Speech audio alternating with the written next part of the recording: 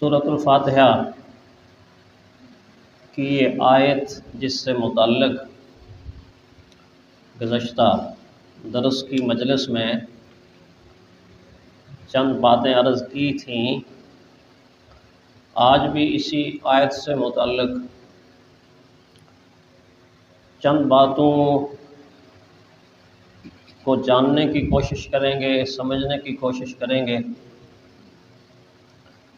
और उन बातों में से पहली बात जो इसके पहले लफ्ज़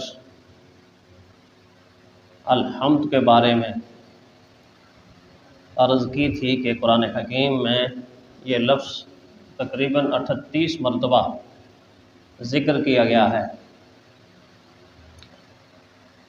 और 40 के करीब सूरतें इसी बाबरकत लफ्ज़ से शुरू होती हैं। और ये लफ्ज़ हम्द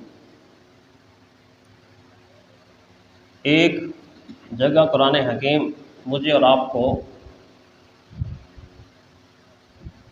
ये तालीम देता है कि सबसे पहले मेरे और आपके दादा, सारी इंसानियत के वालिद आदम अलैहिस्सलाम की तख्लीक के बाद फरिश्तों ने जो अपनी इबादत का नक्शा पेश किया अल्लाह के सामने, और उस इबादत के नक्शा पेश करने में जो सबसे पहला लफ्ज़ फरिश्तों ने मुतारफ़ कराया, अपनी इबादत का ख़ुलासा बताया या अपनी इबादत की खूबी बताई अल्लाह ताला को, वो इसी लफ्ज़ से बताई है।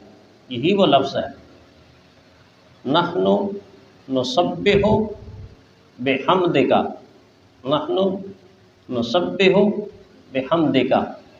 आजिज़ी के साथ, इनकिसारी के साथ, तवाज़ो के साथ अल्लाह ताला की ज़ात के सामने फ़रिश्ते अर्ज़ करते हैं, अल्लाह हम तेरी तस्बीह बयान करते हैं तेरी हम्द के साथ, तेरी तस्बीह बयान करते हैं तेरी हम्द के साथ। इससे मालूम होता है कि जैसे सारी की सारी जितनी इबादत हम बजा लाते हैं, फरिश्ते बजा लाते हैं, जिन्नात बजा लाते हैं, ये अल्लाह की दीगर जितनी भी मखलूक है, सूरज, चाँद, सितारे, नबातात, हशरात, हैवानात, इतनी मखलूक है, वो सारी की सारी जो इबादत करती है, उस इबादत का ख़ुलासा लफ्ज़ हम्द है। अल्लाह की हम्द करती, अल्लाह की तारीफ़ करती।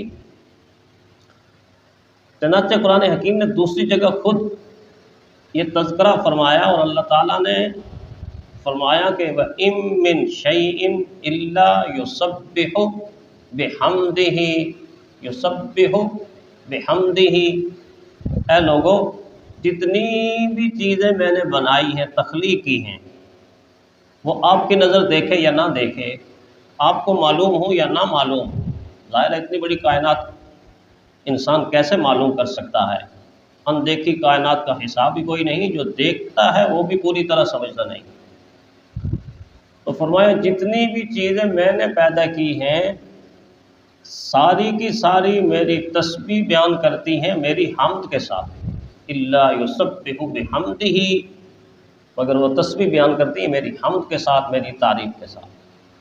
तो इससे मालूम होता है कि हर चीज़ की इबादत का ख़ुलासा और हर चीज़ की इबादत का मक्खन और हर चीज़ की इबादत का निचोड़ अल्लाह ताला की हम्द है, अल्लाह की तारीफ़ है, अल्लाह की तौसीफ़ है, अल्लाह की सना है।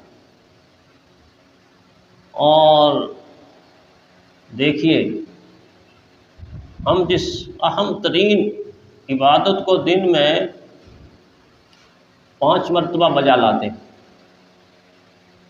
उसमें भी इब्तिदा और आगाज़ अल्लाह ताला ने जो मुझे और आपको दीन के ज़रिए से सिखाया है, प्यारे पैगम्बर सल्लल्लाहु अलैहि वसल्लम ने सिखाया, वो क्या सिखाया है? सुब्हानकल्लाहुम्मा, आगे क्या है? व बिहम्दिका, देख लीजिए, व बिहम्दिका, इब्तिदा ही हम्द से آغاز ہی حمد سے، اور پھر اس پر بس نہیں کیا بلکہ جس صورت کے اس لفظ پر ہم گفتگو کر رہے ہیں اس صورت کے بارے میں تو فرمایا پڑھو، پھر پڑھو، پھر پڑھو، پھر پڑھو، پڑھتے جاؤ پڑھتے جاؤ پڑھتے جاؤ زندگی کے آخری سانس تک۔ جب بھی انسان نماز پڑھے گا تو پڑھے گا، چھوڑے گا تو نہیں ہے۔ یہ وہ سبق ہے کہ جو پڑھنے کے باوجود پھر پڑھو، سبق پھر پڑھ، سبق پھر پڑھ۔ اقبال نے بولا سبق پھر پڑھ، صداقت کا، امانت کا، دیانت کا، لیا جائے گا تجھ سے کام دنیا کی امامت کا۔ یہ وہ سبق ہے کہ جس سبق کے پڑھنے کے بعد چھٹی نہیں ملتی، چھٹی نہیں ملتی۔ صبح کو آغاز ہوتا ہے تو سبق شروع، دن کا اختتام ہوتا ہے تو سبق کے ساتھ، اور رات کی ابتدا ہوتی ہے تو سبق کے ساتھ، اور جب رات کی انتہا ہو رہی ہوتی ہے، ہلکی ہلکی پو پھوٹتی ہے، سفیدی آتی ہے تو سبق کے ساتھ۔ گویا 24 گھنٹوں میں یہ سبق گھوم رہا ہے، طواف کر رہا ہے، چل رہا ہے، اور انسانوں کے علاوہ اللہ کی ساری مخلوق اس کو دہرا رہی ہے۔ کیسا سبق ہے، کیسا سبق ہے، کتنی عظمت والا سبق، برکت والا سبق، اللہ کا پیارا سبق۔ تو اس حمد کو پوری زندگی مومن کے لیے ضروری قرار دیا کہ وہ کم از کم عبادات کی صورت میں دہراتا رہے، اللہ کی عظمت بیان کرتا رہے۔ ایک وقت ایسا آئے گا جب آپ بھی موجود ہوں گے، ہم سارے موجود ہوں گے، آدم صاحب حضور صلی اللہ علیہ وسلم، سارے انبیاء بھی موجود ہوں گے، اور پھر آدم علیہ السلام سے لے کر قیامت تک کا آخری انسان میدان محشر میں ساری انسانیت موجود ہوگی۔ اس وقت اللہ تعالیٰ کی طرف سے ایک اعلان ہوگا، یہ ایک آواز آئے گی، این الحمادون، حمادون۔ حمادون کون ہے؟ جو کہتے ہیں الحمدللہ رب العالمین، الحمدللہ رب العالمین، الحمدللہ الذی خلق السماوات والارض، الحمدللہ الذی لہ ما فی السماوات والارض۔ جو اپنی زبان میں کم از کم کہتے ہیں اللہم لک الحمد و لک الشکر، اللہ تیرا شکر، اللہ تیری حمد، اللہ تیرا شکر، اللہ تیری حمد۔ اللہ کہ این الحمادون، وہ حمادون کہاں ہیں؟ حدیث میں آتا ہے کثیر تعداد میں لوگ اللہ کے دربار میں ایسے کھڑے ہوں گے جن کے چہرے 14ویں کے چاند کی طرح چمک رہے ہوں گے، دمک رہے ہوں گے، اور ان کے اندر نیکی کا نور چھلک رہا ہوگا۔ چمکتے دمکتے چہروں کے ساتھ خوبصورت لوگ اس مجمع سے کھڑے ہوں گے، تو اللہ تعالیٰ فرمائیں گے یہ سارے وہ ہیں جن کو میں آج بغیر حساب کے جنت میں داخل کرتا ہوں۔ کتنا بڑا فائدہ ہے، کتنا بڑا فائدہ ہے اللہ تعالیٰ کی حمد کا، کتنا بڑا فائدہ ہے۔ اور پھر اس سے بھی ایک عجیب بات، اس سے بھی ایک حیرت انگیز بات اور بڑی پیاری اور خوبصورت بات کہ جب یہ سارے لوگ اکٹھے ہو جائیں گے اور ان کے ساتھ وہ بھی خوش قسمت اور خوش نصیب جو جنت میں جانے والے ہوں گے، جن کو جنت کا ٹکٹ مل چکا ہوگا، اجازت مل چکی ہوگی اور اعلان ہو چکا ہوگا، ان کو پتہ چل چکا ہوگا کہ ہمارے مقدر میں جنت آ گئی، نصیب میں جنت آ گئی، حصے میں جنت آ گئی۔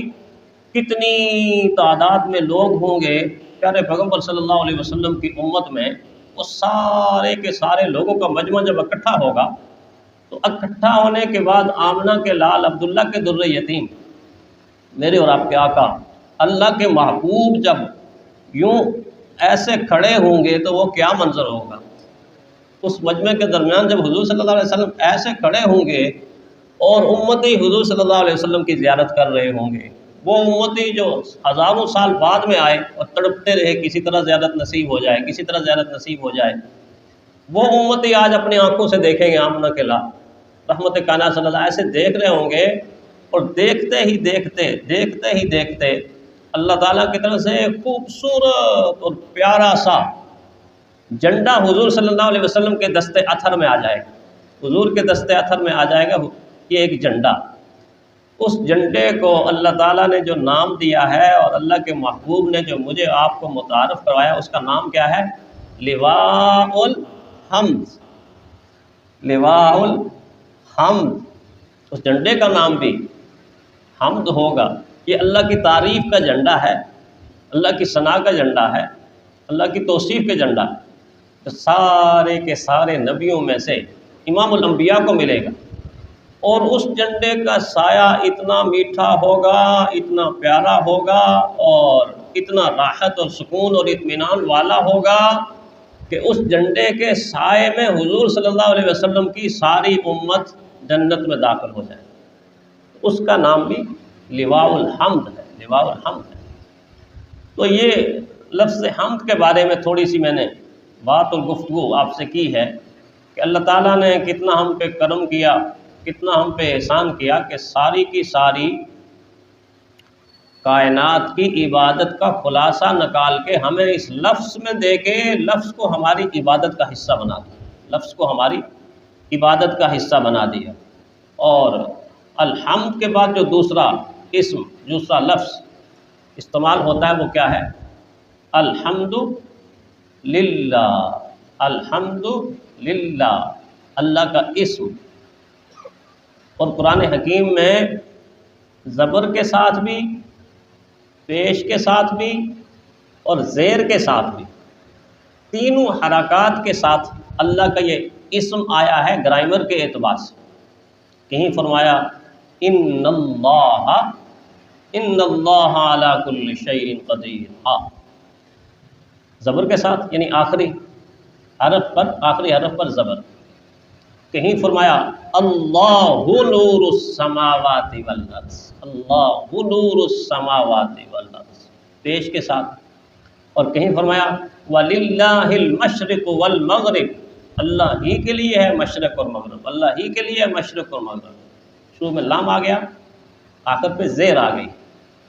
تو تین حرکات کے ساتھ اللہ کا یہ اسم، مبارک اسم، پیارا اسم، ذاتی اسم قرآن حکیم کے اندر ذکر ہوا۔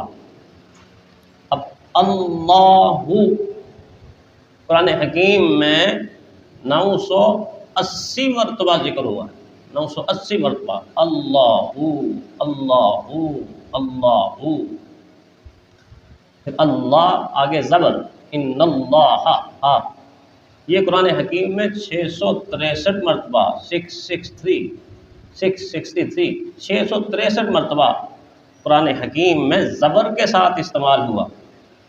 اور زیر کے ساتھ للہ ملک السماوات والارض، 1125 مرتبہ زیر کے ساتھ قرآن حکیم نے اللہ تعالیٰ کے اس نام کو ذکر فرمایا۔ تو اب آپ جب جمع کریں گے 980 کو، 663 کو، 1125 کو، تو آپ کے پاس خلاصہ جواب کا آ جائے گا۔ وہ کیا آئے گا؟ 2768، 2768 مرتبہ قرآن حکیم میں یہ لفظ استعمال ہوا ہے۔ اور جو تیسرا لفظ رب ہے، قرآن حکیم میں 972 مرتبہ استعمال ہوا، 972 مرتبہ اللہ تعالیٰ نے اپنا صفاتی نام رب ذکر کیا ہے۔ عالمین قرآن حکیم میں 73 مرتبہ استعمال ہوا۔ اور ہم روز یہ نام کتنی مرتبہ سنتے ہیں، کتنی مرتبہ کہتے ہیں؟ کبھی اس طرف دھیان کیا ہے کہ ہم روزانہ کتنی مرتبہ سنتے ہیں؟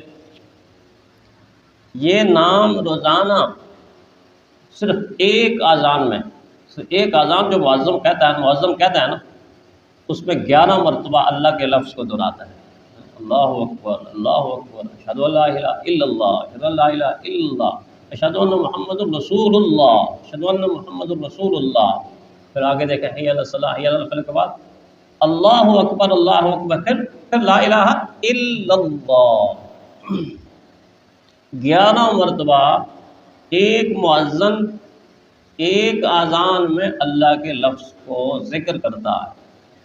اللہ تعالیٰ کا ذاتی نام پکار کر کہتا ہے اللہ اکبر، اللہ اکبر۔ تو 5 اذانوں میں کتنا ہو گیا؟ 11 5 55۔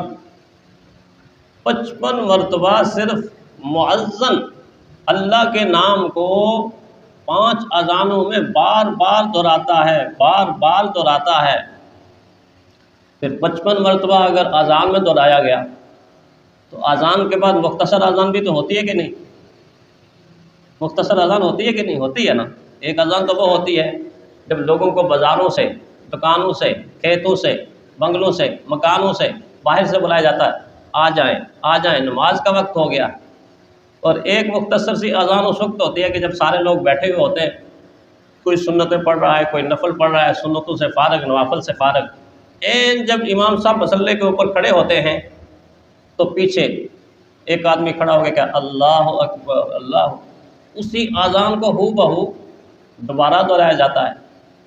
تو گویا اگر 55 مرتبہ 5 اذانوں میں، تو 55 مرتبہ اقامت میں، تکبیر میں، تو ایک دن کے اندر صرف اذان دینے والے مؤذن نے 110 مرتبہ اس اسم کو، اس پیارے اسم کو دہرایا ہے۔ آپ دیکھیں، سوچے تو 110 مرتبہ۔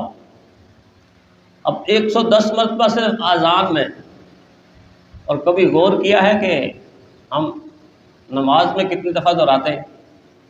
نماز میں تو شروع ہی یہیں سے کرتے ہیں، امام صاحب کہتے ہیں اللہ اکبر، شروع ہی اس لفظ سے کرتے ہیں، اور 7 مرتبہ ایک رکعت میں اس لفظ کو دہرایا جاتا ہے۔